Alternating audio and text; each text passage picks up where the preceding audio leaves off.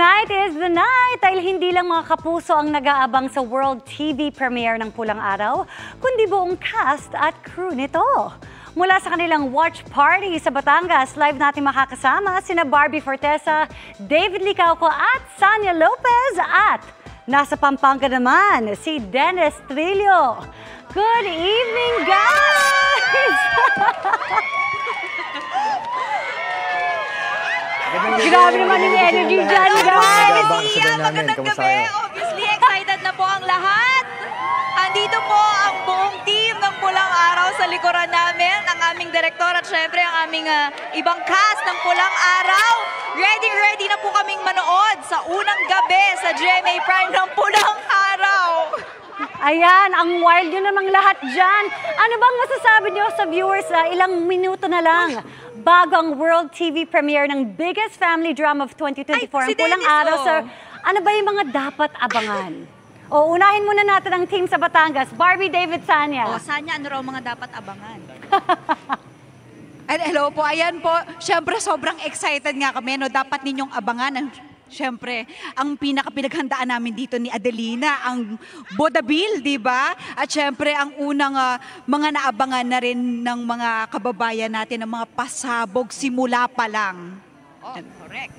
Tama, David, di ba? Hiroshi? Opo, ito pala yung pakiramdam na nasa TV, no?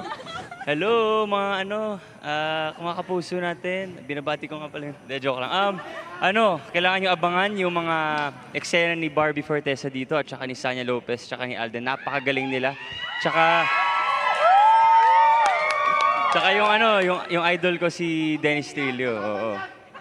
Uy, pero in fairness po, abangan nyo rin yung actingan dito ni Hiroshi. Talagang, ang galing mo talaga. Ibang-iba dito si David Licauco. Oo. Ikaw, Barbie. Miss Iya, andyan ka pa po ba? Nandito ako! Ayan, opo. Ilang sandali na lamang po ay masasaksihan na po natin ang world premiere ng Pulang Araw, Miss Iya. Kaya sana po ay panoorin nyo rin po dyan sa studio. Di ba, Sir Dennis? Okay.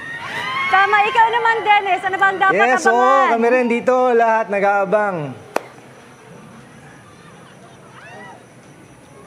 Yes, syempre dapat abangan nila dito yung kwento ng mga kagitingan na ginawa ng mga Pilipino nung panahon ng Hapon.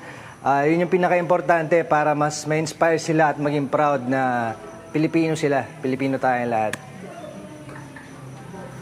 Grabe, damang-dama na namin ang excitement. Kaya please invite na ang ating mga kapuso na manood ng Pulang Araw after ng 24 oras. Go ahead, guys. Barbie?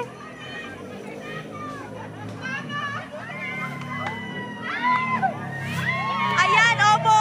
Kami po dito sa set ng Pulang Araw, iniimbitahan po kayong lahat na sana ay kasing excited namin kayo sa pag-iintay at pagpanood ng aming world premiere. Ang unang pagsabak sa telebisyon ng Pulang Araw. Pagkatapos na po yun ng 24 oras sa aming direktor, ayun po sa taas, Direktor Meg Zapata!